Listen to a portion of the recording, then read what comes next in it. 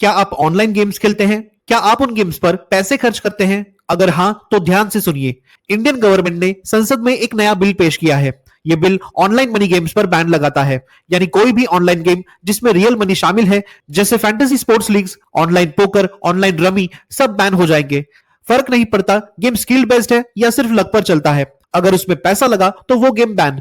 सरकार ने इसके पीछे दो बड़े कारण बताए हैं। पहला, नेशनल सिक्योरिटी। बहुत से गेम्स को पैसे वाइट करने के लिए यूज किया जाता है, पैसा ऑफशोर अकाउंट्स में भेजा जाता है।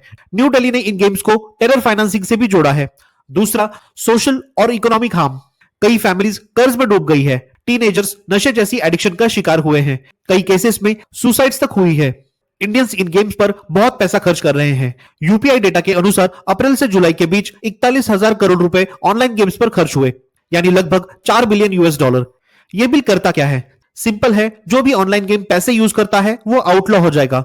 अगर आपने ऐसा गेम ऑफर किया तो सजा मिलेगी, 3 साल की जेल और 1 करोड़ रुपए तक का जुर्माना। अगर कोई ऐसे गेम को प्रमोट करता है, जैसे कोई इन्फ्लुएंसर या कोई बॉलीवुड एक्टर या क्रिकेटर गेमिंग एड में दिखे, तो सजा 2 साल की जेल और 50 लाख रुपए का फाइन।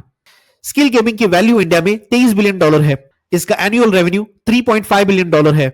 ये $2.4 बिलियन के डायरेक्ट और इनडायरेक्ट टैक्स कंट्रीब्यूट करता है, साथ ही 2 लाख जॉब्स भी क्रिएट करता है। ये नंबर्स पॉसिबल हुए हैं इंडिया के ह्यूज गेमिंग कम्युनिटी की वजह से, यानी ये बहुत बड़ी इंडस्ट्री है। अब अगर ये बिल आया तो ये इंडस्ट्री को ह्यूज सेटबैक होगा।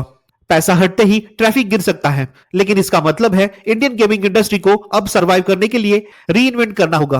प्राइस स्पॉट से हटकर स्पॉन्सर्ड टूर्नामेंट्स, एड्स और सब्सक्रिप्शंस पर ध्यान देना होगा। इस मूव से सरकार को $4 बिलियन जीएसटी रेवेन्यू का नुकसान हो सकता है। फिर भी सरकार आगे बढ़ रही है, यानी सरकार बिल्कुल लाइटली नहीं ले रही, बहुत सीरियस है।